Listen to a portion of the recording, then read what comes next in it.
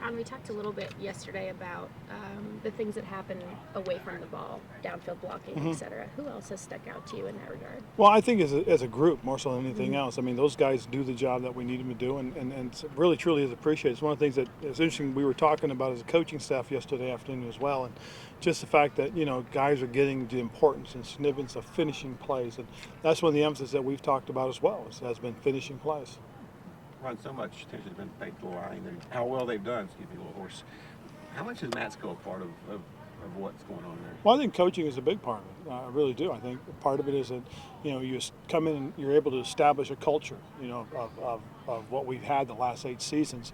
So when guys come into a room, doesn't matter what position it is, they understand they're going to learn very quickly what it takes to become part of what we're doing. And I think that's important. Is that you have a culture. It's been tested. We've been pretty good for the most part. We've had success doing it that way, so we'll continue to work that way, and we will try to improve on it as well as coaches. But to give Coach Matsko and Travell Wharton some props is most certainly deserved. They've earned it. They've done a great job, as have all our coaches. Was there a series or a play or two in that game, Ron, that what you thought was pretty emblematic of how the lines come together? Oh wow! I mean, I think when you look at a couple of the series, you could say that. I think probably one of the last scoring drives we had, the last touchdown we scored, we converted big third down as well. The quarterback had time. We opened up some holes. I mean, there were some things that, when you look at it, you'd sit there and say, wow, you'd think these guys have played together for a while.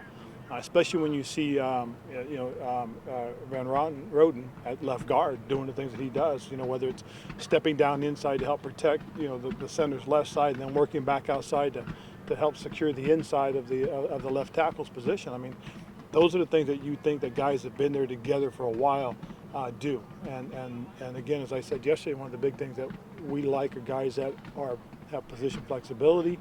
Part of it is it helps them learn the rest of the system instead of just one spot. Ron, I know Taylor Moton's position flexibility is much appreciated, but do you like that with Chris Clark's arrival, he's been given a chance to settle in at Yes, right time? very much so, mostly because of Taylor's skill set. I mean, Taylor's a terrific run blocker. He's got good size, he's powerful at the point of attack, and a guy like that can really help your running game. How would you characterize what Clark's been able to do just in a week and a half? Well, I think a lot of it has to do with, again, he's a veteran. He's been in this league a long time. He understands. Secondly, from what I've gotten to know about him, watch him, he's a guy that takes it very seriously. He works very hard at his craft, and he picks up things very quickly. Like, he understood our culture. I mean, he just understood right away that how things are expected, what's expected of you. And if you assimilate very quickly the way we do things, I think you give yourself a chance to get on the field right away. Did you have an assistant or even a scout, Ron, that had familiarity with him? I think the biggest thing we have more so than anything else is just the knowledge that this guy's been in the league. And again, there's a lot of tape that you can go back and look at and watch. That helps. And again, when you do have guys that have been in the league for a while, they have a reputation. Coach, with the team getting a few days off, is there anything specific that you try to tell the young players to do during this bye week? Yes, I made sure that they understand that, just because you're going away, you got to get a few workouts in. You got to keep yourself in shape. Also told them to be aware, be smart, and understand just how important it is to make sure you're hydrating, you're eating properly, and you're getting your rest. With putting Denora Cersei on injured reserve last week, are you comfortable with where you guys are at right now at safety, or are you going to evaluate the market? We're very comfortable. We went out and played with a group of guys that we're comfortable with. These are guys that have been in the system. We brought Des Southward back, a guy that knows our system, has been in the system, and we'll go from there and we'll see what happens. Ron, it's been pretty close to one-to-one rotation between the starting D tackles and the two backups. How do you think that's working out, and how that rotation's working? I like the rotation. I mean, again, we're still learning our guys. It's a little bit new for Brady. I mean, we've got Sammy Mills there helping Brady out, and Sammy for the most part handles the ends. Brady handles tackles, but Sammy's very familiar with everybody. So again, it's developing that feel and understanding of your guys. It's the same thing with Norv. I mean, everybody talks about the fact that he's done such a great job, but it's funny to talk to him and listen to him. He's still feeling his way through this process and getting an understanding of us. And that's the thing that you can only get over time. And again, I just feel good about the more exposure coach has to what our offense is about, what he wants to do, the better we can become, I believe. Ron, anytime a team has a perceived need for safety or a real one, the Falcons yesterday with Ricardo Allen, Eric Reed's name inevitably comes up. Is that a guy you all have discussed? Well, at there's a any lot level? of there's a lot of names that come out, and you're going to discuss what you feel your primary needs are. Again, for us, we looked at what we have, in such short notice, and we stay with what we have. But we felt very comfortable about the way our guys played, and we thought we did some really good things out there.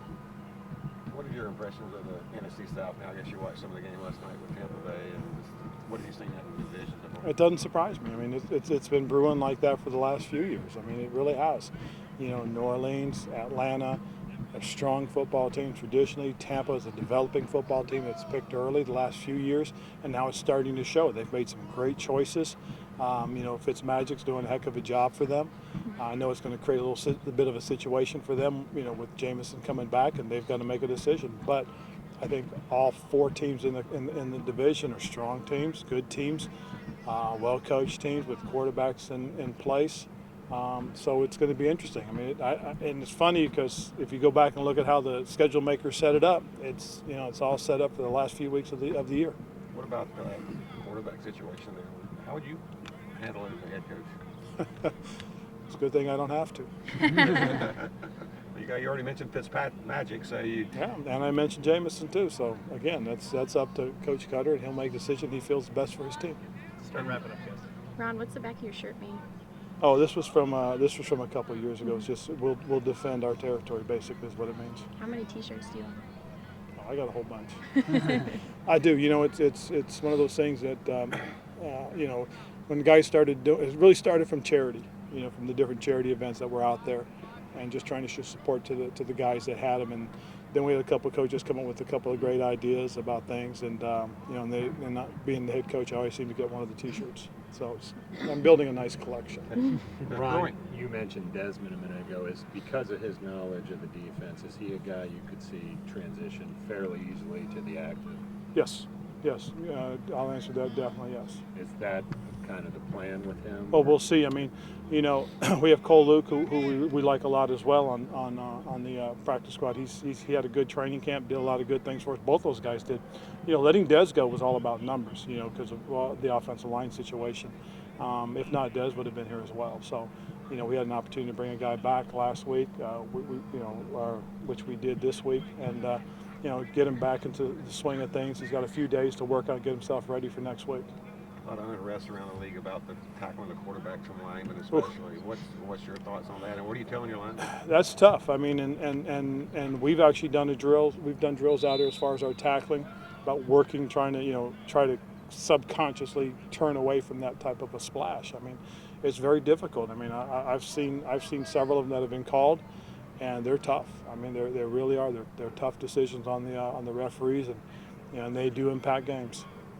Because you kind of gave the team last one, Rob, kind of no practice day, but they're out here working out in general. Well, yeah, I mean, the biggest thing and the biggest reason is because, in the past what we've done is we've given tradition their Tuesday off and then bring them back on Wednesday. And, just thinking about some of these guys, just, let's go ahead and do it Tuesday, get their workout in, and then go ahead and go Wednesday, Thursday, Friday, Saturday, Sunday off, and then come back with a good work day on Monday, and then give them Tuesday off. So that was the idea behind that. And we've never done that anyway, so we'll see.